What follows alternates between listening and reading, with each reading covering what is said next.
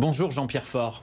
Bonjour. Merci d'être avec nous. Vous êtes directeur technique à la Fédération de pêche et de protection du milieu aquatique chez nous dans le Rhône, avec nous pour parler du changement climatique qui évidemment a un impact direct sur les rivières, sur les fleuves dans lesquels vous pêchez.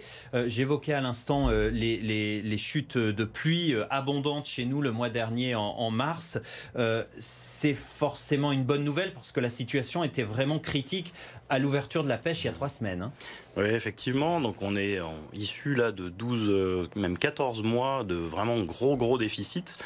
Donc sur certains bassins là qui sont tout proches, comme l'Iseron, il est tombé à peine un tiers de ce qu'il aurait dû tomber, donc avec des débits, des cours d'eau qui sont extrêmement bas. Ça, vous le constatez, vous? Voilà, on le constate. Et puis en fait, c'est aussi issu d'une chronique assez longue de déficit pluviométrique. Donc on est, sur les 8 dernières années, on a connu 7 sécheresses vraiment drastiques, avec des records qui ont été battus. Alors, en 2020, par exemple, on a divisé par 3 les précédents records des grandes sécheresses de 76 et 2003, donc 3 fois moins de débit que ça, c'est vraiment considérable. Et puis en 2022, on a à nouveau battu le record de 2020, donc avec encore 20% de débit en moins. Donc oui, c'est vraiment, on est dans un contexte très compliqué. Vous, pêcheurs, il y a 3 semaines, c'était l'ouverture de la pêche à la truite. Vous êtes allé au bord des cours d'eau. Vous le voyez à l'œil nu, j'allais dire, cette baisse. Vous voyez vos rivières, je ne sais pas quels sont vos coins à vous, mais vous le voyez à l'œil nu que l'eau n'est pas là? Oui. Alors encore, on a eu de la chance d'avoir une petite pluie avant l'ouverture, mais effectivement, là, les débits du mois de février notamment, là, cette année, étaient parmi les plus bas. Peut-être même, on a sans doute battu des records historiques sur ce début d'année 2023.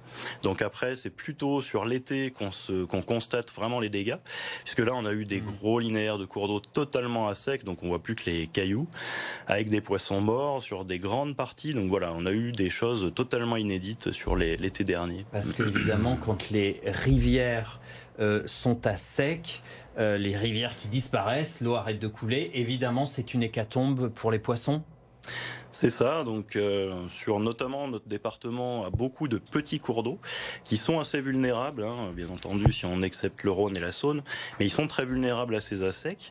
Et on a vu, oui, des secteurs devenir complètement secs pendant plusieurs mois d'affilée, ce qui n'était jamais arrivé encore jusqu'à présent.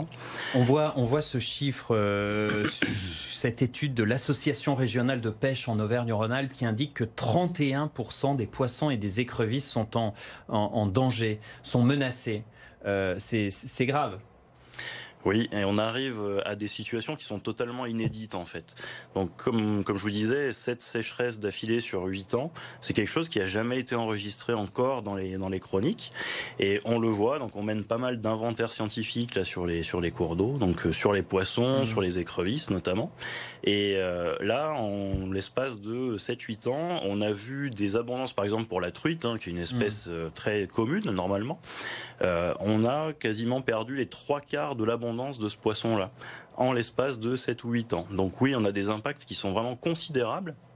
Et par exemple, pour une espèce comme l'écrevisse, les écrevisses autochtones qu'on a encore chez nous, qui sont extrêmement sensibles à un petit peu tout, donc les rejets, la qualité de l'eau. Et moins vous avez d'eau finalement en été, plus vous avez une concentration des polluants, plus les conditions sont difficiles. Donc entre les assecs, la concentration des polluants, tout ça fait des circonstances qui sont très difficiles. Parce qu'il y a le changement climatique, mais donc il y a ces problématiques de pollution aussi. Il y a ça qui s'ajoute, j'allais dire, à une situation critique en termes de volume d'eau, de température de l'eau aussi.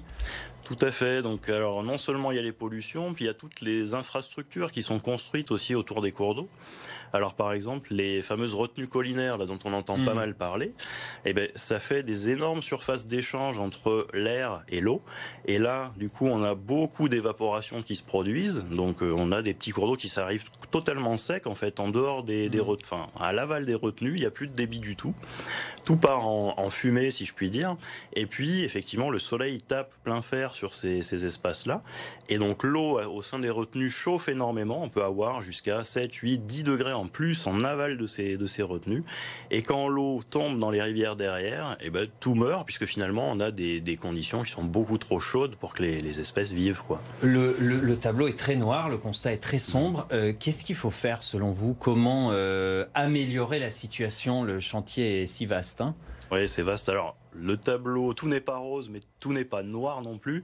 Alors, on a quand même eu des belles améliorations là, sur les gros cours d'eau, en fait, qui étaient par exemple très pollués. Alors, dans le secteur, on a, je pense, au Gier, à la Turdine, à la Trambouze, qui étaient vraiment des égouts à ciel ouvert dans les années 2000 encore. Donc là, on a eu beaucoup de traitements des eaux usées, beaucoup de traitements des polluants, ce qui fait que ces cours d'eau-là ont retrouvé de la vie, beaucoup plus qu'il y a 20 ans. Donc la situation s'améliore pour certains cours d'eau, c'est une bonne nouvelle. Voilà, on a traité les gros points noirs. Par contre, effectivement, alors avec le réchauffement climatique, les températures qui grimpent, nous, on a tendance à aller se réfugier dans un bar ou à l'ombre, en tout cas, voilà, se mettre au frais. Et les poissons, ils n'ont pas d'autre chose à faire que finalement essayer de se rapprocher des sources plus fraîches, se rapprocher des zones sur lesquelles on va avoir des nappes phréatiques qui amènent de l'eau plus froide. Et pour pouvoir faire ça, il faut que la voie soit libre, en gros, entre guillemets. Et donc, on a, dans le seul département du Rhône, quasiment 2000 obstacles au déplacement des poissons au sein de nos cours d'eau. Donc ça peut être des petits barrages qui, historiquement, étaient créés pour des moulins, pour de l'irrigation, des choses comme ça. Et donc là, c'est vital de pouvoir supprimer ces obstacles pour permettre aux poissons de se déplacer vers les zones refuges. Dernière question, Jean-Pierre Faure. Vous êtes aussi inquiet pour votre passion, pour la pêche, parce que bon, peut-être pas à court ou moyen terme, mais à long terme, il y aura plus de pêcheurs. Alors, il y en aura beaucoup moins sur certains cours d'eau, effectivement. Là, tous ces petits cours d'eau de ce qu'on appelle, nous, de première catégorie, donc les rivières à truites, c'est sûr, vont souffrir. Alors, il y a beaucoup de marge de manœuvre possible, supprimer certains étangs, contourner, planter des arbres au bord des cours d'eau pour les refroidir. Les arbres sont des vrais climatiseurs. Donc, il y a quand même des gains possibles. Et puis, on a toujours le Rhône et la Saône qui ne s'arrêteront pas de couler, qui vont garder de l'eau. Même si le débit va être réduit pour le Rhône, c'est ce que montrent les prévisions. C'est ça, le débit sera réduit. Par contre, on a des barrages qui maintiennent des niveaux d'eau, donc il y aura toujours certaines espèces d'eau plus chaudes qui vont subsister. Donc on va garder malgré tout, chez nous en tout cas, des beaux territoires de pêche. Le pêcheur n'est pas encore une espèce en voie de disparition. Merci beaucoup Jean-Pierre Faure, directeur technique à la Fédération de pêche chez nous dans le département du Rhône. Merci à vous.